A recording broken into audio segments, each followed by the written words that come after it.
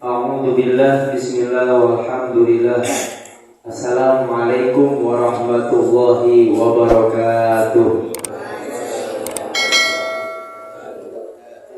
Innal hamdalillah nahmaduhu wa nasta'inuhu wa nastaghfiruh wa na'udzu billahi min shururi anfusina wa min sayyiati a'malina may yahdihillahu fala mudilla lahu wa may yudlil fala hadiya lahu. Asyhadu an la ilaha illallah wahdahu la syarika lah wa asyhadu anna Muhammadan abduhu wa rasuluh la nabiyya ba'dah. Allahumma salli ala sayyidina wa habibina wa syafi'ina wa maulana Muhammadin wa ala alihi wa ashabihi ajma'in wa man tabi'ahum bi ihsanin ila yaumiddin, amma ba'du. Pertama yang kami hormati dan Allah muliakan, Al-Mukarram wal Muhtaram Ustaz Dwi Frijanto sebagai DKM Musholah Nurul Falah beserta para struktur jajaran pengurus Dewan Kemakmuran Musholah Nurul Falah yang lainnya, dan yang kami hormati para jamaah, ibu dan bapak serta santri TPQ Nurul Falah yang mudah-mudahan duduknya kita di sini mendapatkan rahmat dan barokah dari Allah Subhanahu wa taala, dan kita senantiasa mendapatkan ridho dari Allah Subhanahu wa taala setiap jalan yang kita tempuh di jalan Allah Subhanahu wa taala. Amin ya rabbal alamin. Puji dan syukur kehadirat Allah Subhanahu wa taala, salawat dan salam terlimpah curahkan kepada kekasihnya Baginda Agung Nabi besar Muhammad sallallahu alaihi wasallam. Mudah-mudahan kelak kita orang-orang yang senantiasa bersolawat kepada Baginda Nabi besar Muhammad mendapatkan syafaat di yaumil qiyamah nanti. Amin ya rabbal alamin. Ibu dan bapak yang dirahmati oleh Allah Subhanahu wa taala, kita sudah masuk alhamdulillah di tanggal 10 Sya'ban. Kurang lebih puasa berapa hari lagi? Nah, biasanya kalau puasa pertama mushola penuh ya. Alhamdulillah. Puasa pertama infaknya juga banyak. Ya, pada kayaknya sampai gope gitu. Sampai Ramadan pertama sampai seminggu aman. Ya, orang pusing di kain begitu. Iya, masjid-masjid penuh semuanya. Alhamdulillah tuh. Padahal mah di dalam Islam itu sejak bulan Rajab dimulainya. Kalau mau penuhin masjid dan mushola, mulai bulan Ramadan itu bergiat-giatnya mulai di bulan Rajab. Karena Rajab itu bulannya ibarat orang petani. Ibarat petani, bulan Rajab itu bulannya nanam, nandur gitu ya. Bulannya nanam. Bulan Sya'ban bulan nyiram. Kalau udah ditanam ya disiramin biar subur, buahnya bagus, pohonnya bagus begitu ya. Pohonnya bagus, hasilnya pasti bagus begitu. Nah, Ramadan bulan panen.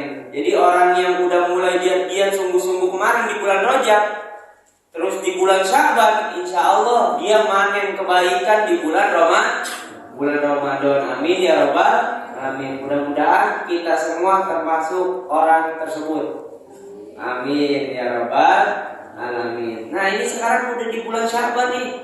Bulan Sya'ban, Bu, bulan yang mulia. Kenapa bulan yang mulia? Bulan itu kagak mulia dengan sendirinya. Kenapa disebut bulan mulia? Karena ada kebaikan di situ. Kebaikan di dalam bulan Sya'ban. Mulai dari apa? Ada perpindahan kiblat di bulan Sya'ban. Kiblat pindah di bulan Sya'ban. Makanya di Madinah ada namanya Masjid Kiblataini. Ada Masjid Kiblataini di Madinah. Yang udah pergi haji, yang ya kalau saya mah belum gitu, baru dapat cerita dari guru saya gitu. Ya, Masjid Kiblataini itu perpindahan kiblat. Ada pelaporan amal ibadah di bulan Sya'ban. Ada malam nisfu Sya'ban besok. Allah turun ke muka bumi pada malam nisfu Sya'ban, dan doa tidak tertolak di malam nisfu Sya'ban. Jangan disia-siain itu besok malam nisfu Sya'ban, malam Jumat. Ya, malam Jumat besok.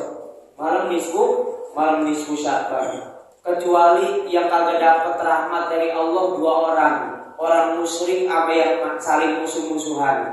Makanya besok kalau masih marah-marahan sama saudaranya, samperin, udah pengen malam nisfu Sya'ban, gua kagak mau doa gua tertolak di malam nisfu Sya'ban. Tuh ya, entar rahmat kagak turun. Karena rahmat turun itu seperti Allah menurunkan rahmatnya itu di dalam riwayat disebutkan sebanyak bulu kambing Bani Kalb.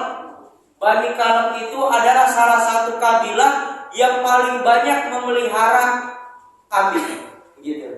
Ya, kalau bulu biasanya kalau bulu kambing pernah dihitungin nggak satu ekor ada berapa? Kagak, gitu. Ini banyak Pak, sebanyak bulu kambing gitu. Nah, oleh karena itu, ini salah satunya mengisinya kita dengan bulan Sya'ban, kita menuntut ilmu. Mudah-mudahan kita mendapatkan pahala kebaikan dari duduk di sini. Amin ya rabbal alamin. Ibu dan bapak yang dirahmati oleh Allah Subhanahu wa taala. Nah, kita masuk ke tema kita sekarang. Kita pelajaran Nashihul Ibad, yang mana kemarin kita sudah sampai di maqalah kelima. Di maqalah kelima, perkataan daripada sahabat Utsman radhiyallahu an. Jadi maqalah itu kan nama kitabnya Nashihul Ibad, nasihat-nasihat seorang hamba. Jadi setiap maqalahnya kita dinasehatin. Dinasehatin. Jadilah orang yang pengen dinasehatin. Karena ada orang yang kagak mau dinasehatin sama sekali. Bahkan ketika dinasehatin, biasanya kan kalau orang masuk kuping kanan, keluar kuping kiri, masih masuk itu. Tapi ada orang yang kagak masuk sama sekali.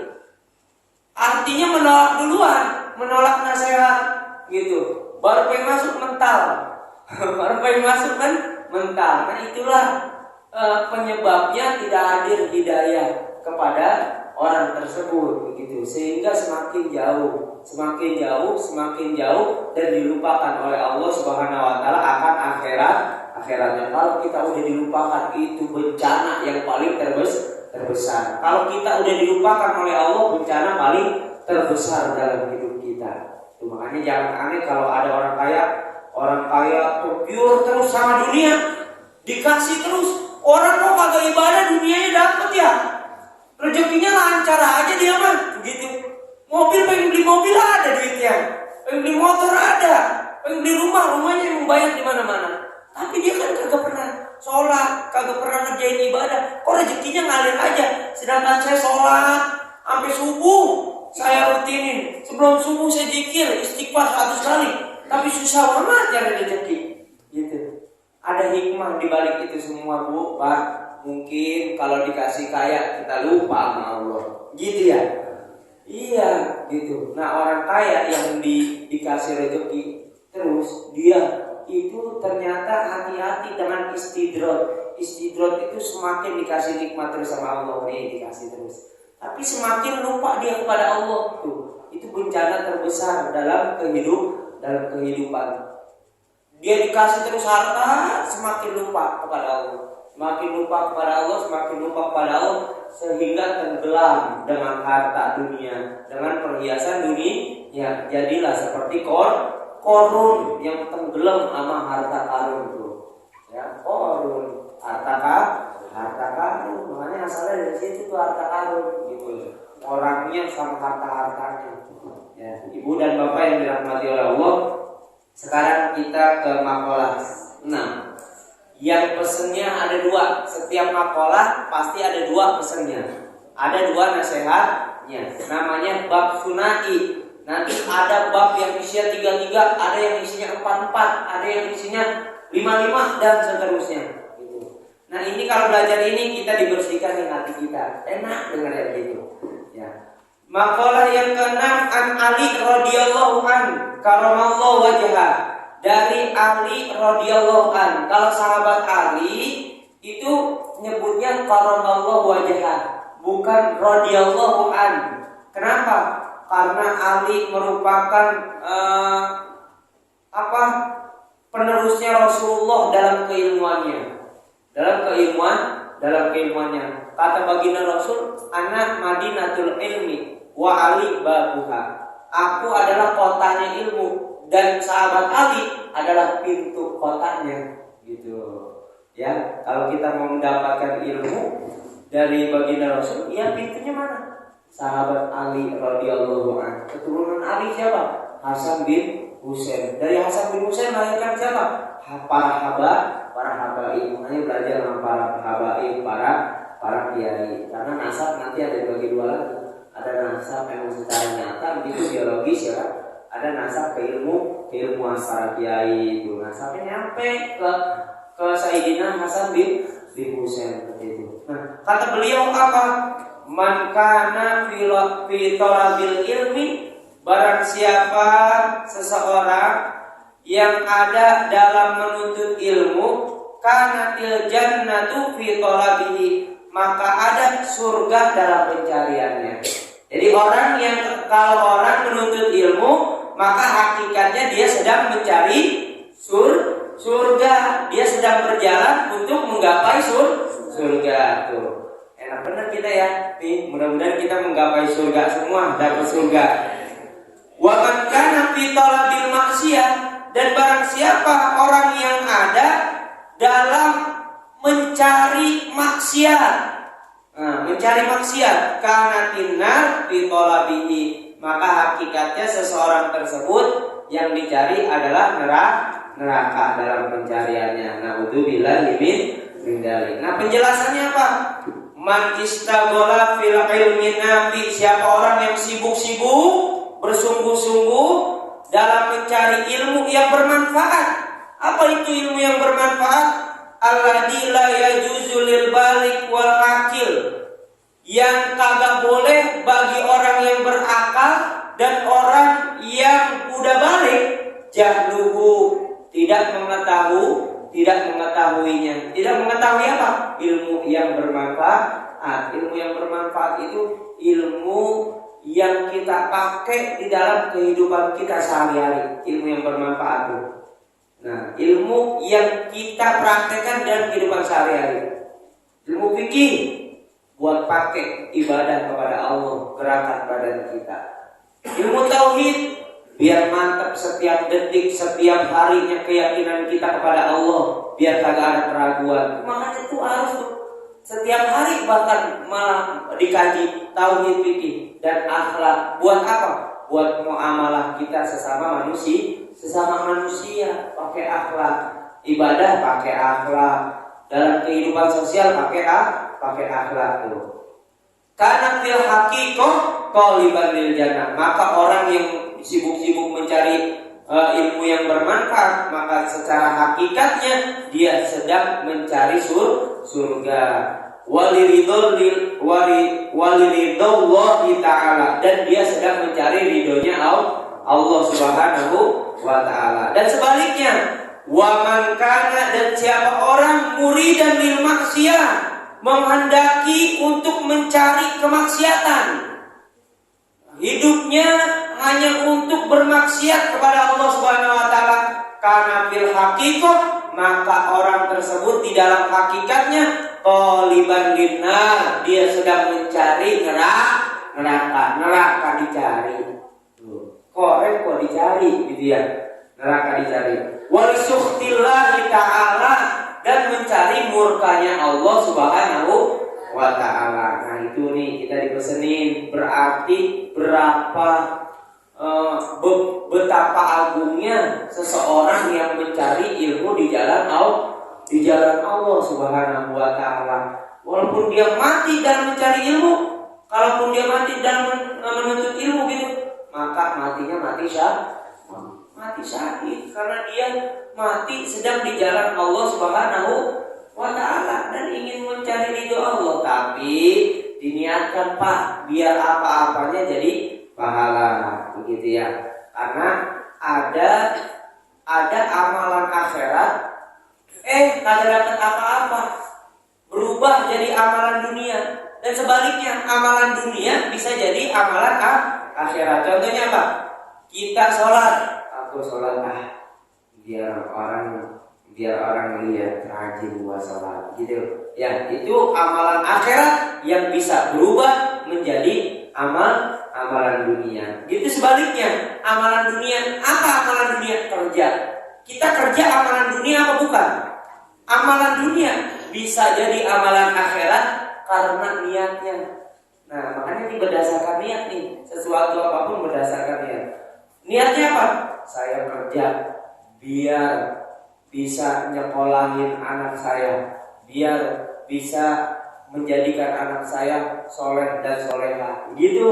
Itu udah masuk ke dalam niat urusannya akhirat. Makanya jadi amalan dunia bisa jadi amalan akhirat. Ya. Ini yang pertama nih Bu, anjuran untuk menuntut ilmu. Betapa mulianya orang yang menuntut ilmu, hakikatnya itu sedang mencari ridho Allah dan surganya Allah Subhanahu wa taala. Dan makalah yang ketujuh, an Yahya bin Mu'adz radhiyallahu an, dari Yahya bin Mu'adz, semoga Allah meridhoinya. Apa kata beliau? Ma'asallaha karimun, tidak akan bermaksiat, tidak akan durhaka kepada Allah. Siapa? Orang yang mulia. Siapa orang yang mulia? Hamidun fu'al, orang yang terpuji dalam perbuatannya. Perbuatannya itu perbuatan terpuji, perbuatan yang pantas dilakukan. Wa huwa may yukrimu nafsahu bittaqwa. Siapa orang yang mulia? Orang yang memuliakan dirinya dengan bertakwa, wabil ihtirasi anil ma'asi, dan dia menjaga daripada bermaksiat kepada Allah, kagak bermaksiat kepada Allah. Itulah yang orang yang mulia. Jadi orang mulia tidak akan melakukan kemaksiatan, tidak akan durhaka kepada Allah Subhanahu wa ta'ala. Karena orang mulia itu memuliakan dirinya dengan takwa kepada Allah dan menjauhi larangan-larangan Allah Subhanahu wa ta'ala. Tadi kan udah diceritain Pak Bu, kita bisa nggak jadi mulia? Bisa. Bulan aja bisa jadi mulia karena di dalamnya ada kebaikan-kebaikan. Apalagi kita manusia, kalau diri kita diisi kebaikan-kebaikan, tentu kita bisa jadi orang yang mulia, gitu. Nah, sesuai isinya. Bapak beli memori card, memori mau diisi apa nih? Mau diisi konten negatif atau konten positif? Sesuai isinya. Sama manusia, dimodalin dengan sama, punya akal pikiran, punya hati, punya badan, punya ruh, gitu ya. Nah, tapi isinya kan beda-beda. Isinya beda-beda. Nih, akal pikiran kita isinya beda-beda apa kagak? Beda-beda. Ada yang diisi dengan positif, dengan keilmuan. Ada yang sebaliknya, diisi dengan akal bulus, strategi, ya kan? Maling butuh strategi dalam membidik mangsanya, begitu. Ya gitu. Nah, itu ya Pak. Jadi tidak akan durhaka orang yang mulia. Wala asarud dunia, dan tidak akan membekas dunia bagi siapa? Bagi orang alal akhirati, dan tidak akan membekas dunia terhadap akhirat siapa? Hakimun, orang yang bijaksana. Jadi orang yang bijaksana tidak akan terpengaruh dengan dunia sedikit pun, gitu ya. Siapa orang yang bijaksana? Orang yang bijaksana itu musibun fi af'alihi wa huwa may yamna'u nafsahu min mukhalafati aqlihi salim. Orang yang sesuai dalam perbuatannya, ucapannya sama perbuatannya sesuai. Ini yang susah, menyesuaikan ucapan dengan perbuatan. Susah kagak? Susah. Padahal kita setiap hari sholat begitu, tapi masih ada kelakuan-kelakuan yang kurang pantas kita lakukan gitu. Kagak sesuai sama apa yang kita pelajari kadang, apa yang kita ucapkan.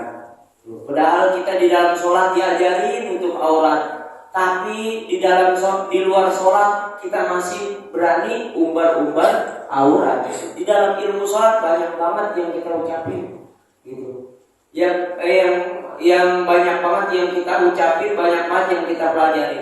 Kalau sholat untuk aurat dong, oh berarti di luar diajarin tuh cara berpakaian yang baik. Mulai dari sholat, makanya kan baginda Nabi pernah bersabda, kalau sholatnya baik, seluruh amalnya bakalan baik. Kalau sholatnya rusak, seluruh amalnya juga bakalan rusak. Dari sholat kita banyak dapat kehidupan di dalam sholat begitu. Nah, kalau lagi berdiri, ingat dong kita bakalan sujud gitu. Kalau lagi di atas, ingat bakalan ada suatu saat kita kalah di bawah. Banyak ilmu kehidupan di dalam sholat gitu. Ya, ibu bapak yang dirahmati oleh Allah tuh, itu orang yang bijaksana tidak akan terpengaruh, tidak akan mengutamakan dunia daripada akhiratnya. Dan makalah yang ke-8 yaitu Anil A'mash. Dari A'mash, namanya siapa? Namanya Sulaiman bin Mahran Al-Kufi. Kata beliau, man kana ra'su malihi at-taqwa, siapa orang yang pokok hartanya adalah takwa, pokok dasar hartanya adalah ketakwaan kepada Allah Subhanahu wa ta'ala. Kawatil alsun an wasfi ribhi dinihi, maka sulit, apa yang sulit? Lisan untuk mensifatkan keuntungan daripada agamanya. Wa man kana ra'su malihi dunya kawatil alsun an wasfi khusrani dinihi, siapa orang yang dasar hartanya adalah dunia, maka sulit lidah atau ucapan ini sulit anwasfi khusrani dinihi, untuk mensifati kerugian pada agamanya. Maksudnya apa? Wal makna begini maknanya. Kalau ada kita melihat orang yang bertakwa kepada Allah, bertakwa nih dia kepada Allah Subhanahu wa ta'ala, selalu berpegangan teguh di jalan Allah Subhanahu wa ta'ala, maka orang itu sulit untuk kita sifati kebaikan-kebaikannya. Kebaikan, oh dia mah orangnya dermawan, oh dia mah orangnya baik banget sama orang, oh dia mah orangnya rajin sholatnya. Tuh, kita lisan kita bakalan capek untuk mensifati daripada kebaikan-kebaikan orang tersebut. Sama seperti orang yang dasar hartanya adalah dunia. Dasar hartanya adalah dunia. Maka kita akan sulit lidah kita untuk menyebutkan daripada sifat-sifat keburukannya. Sifat-sifat keburukan. Oh dia mah rampok gitu. Oh dia mah bakhil, bener gitu. Pasti susah. Pasti lisan kita bakalan sulit, kehabisan. Habis jika disebutkan daripada keburukan orang tersebut. Nah gitu. Nah kalau di sini penjelasannya, man tamassaka ala taqwa, siapa orang yang berpegang teguh dengan ketakwaan. Takwa itu apa? Bimtisali awamirillah, dengan mengerjakan perintah-perintah Allah, wajtina bil ma'asi, dan menjauhi larangan-larangan Allah, maksiat kepada Allah. Bi'an asasa af'aluhu, dengan memondasikan dengan mengasaskan, menumbuhkan asas, menumbuhkan pondasi pada perbuatannya bimuwafaqati syar'i, dengan kesesuaian syariat yang diajarkan. Jadi perbuatannya ini sesuai yang disyariatkan oleh agama Islam. Falahu hasanatun katsiratun la tuhsa, maka dia akan mendapatkan kebaikan-kebaikan, sifat-sifat kebaikan yang mana lidah kita nggak mampu buat ngucapin kebaikan-kebaikan orang yang bertakwa tersebut. Gak akan mampu kita. Kalau ada seorang Habib dah, contohnya kita kemarin belajar Rasulullah itu minta pendapat malaikat Jibril, minta testimoni kan kemarin. Coba dong sifatin Abu Bakar. Apa kata Jibril? Wah, saya kagak bisa dah sifatin Abu Bakar mah. Karena kenapa? Karena kebaikannya saking banyaknya. Ya udah dah, kalau begitu Umar bin Khattab sifatin bukan saya. Umar itu cuma satu kebaikan daripada Abu Bakar.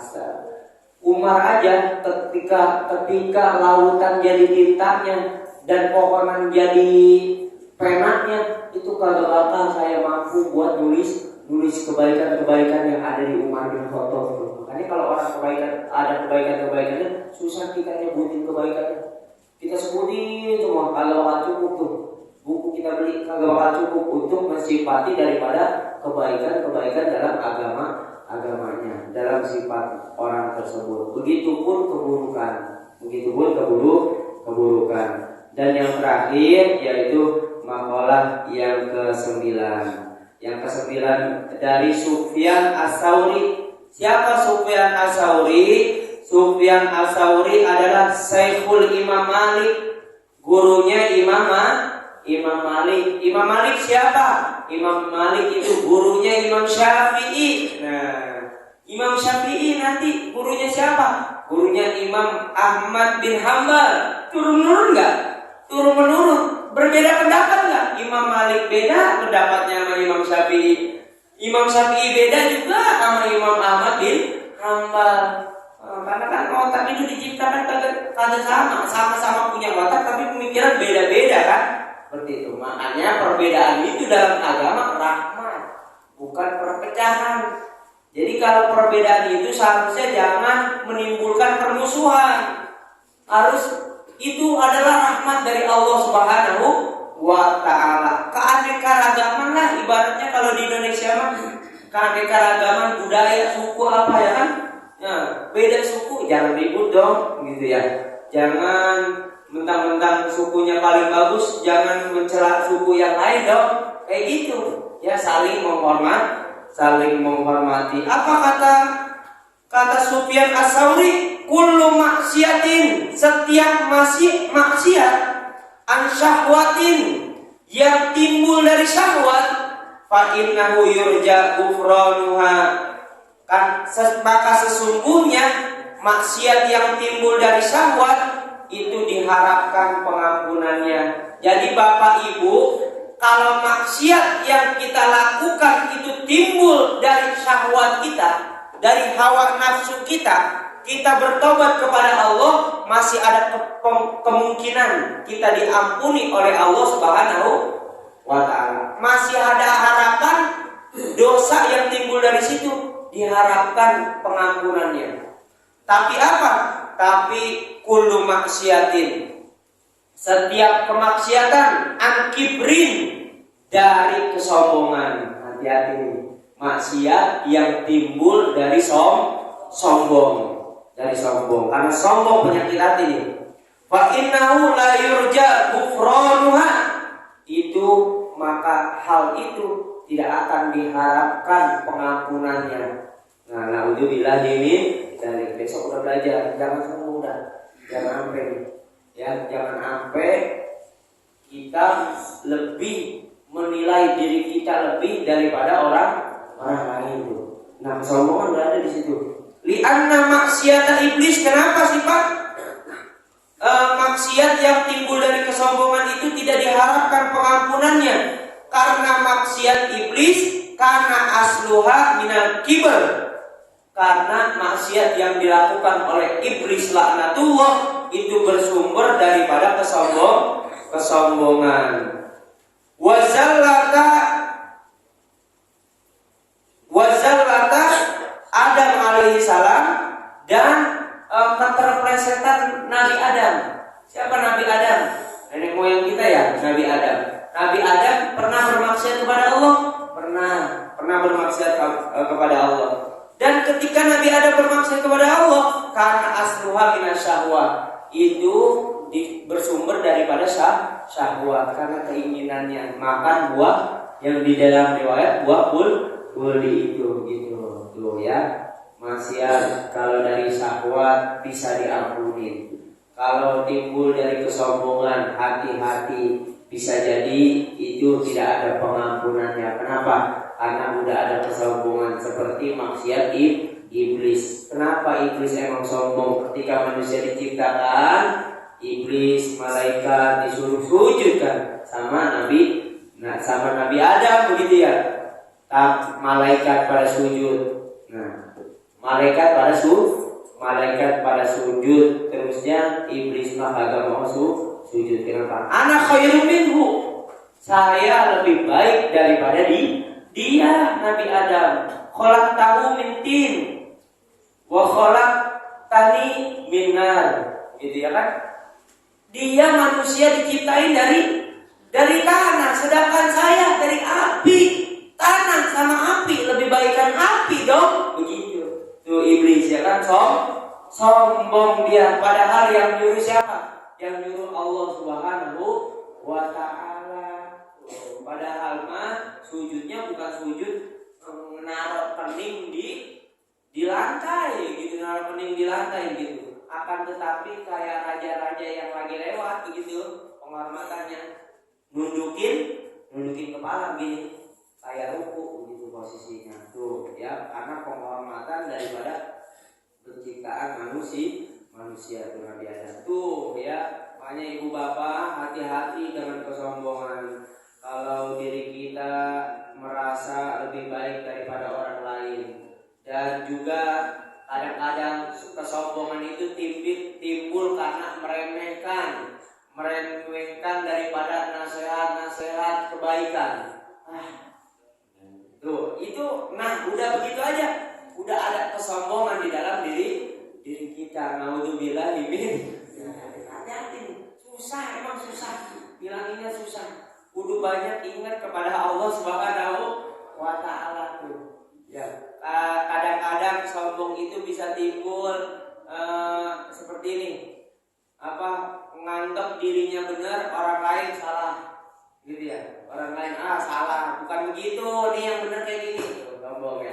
Kebenaran orang lain kagak diterima di dalam dirinya. Ya, tapi apa yang diucapin kudu diterima gitu. Ya, itu sombong loh. Nah, mudah-mudahan kita terlepas daripada kesombongan. Amin ya rabbal alamin. Itu kita udah dapat nasihat sampai nasihat yang ke-9 yang isinya ada 22. Mudah-mudahan setiap bulannya kita dibersihkan nih sama yang seperti ini. Perlu ini namanya pelajaran tasawuf akhlak. Perlu kita dinasihatin sama nasihat yang seperti ini supaya diri kita ada gasnya. Ada remnya, bukan ada gasnya ya. Kalau mobil ada gasnya, kadang ngegas, kadang ngerem. Jangan ngegas mulu. Kalau ngegas mulu mah nabrak. Gitu ya. Kalau ada tembok ya direm, begitu ya. Kalau pengen maksiat ngerem dong, begitu.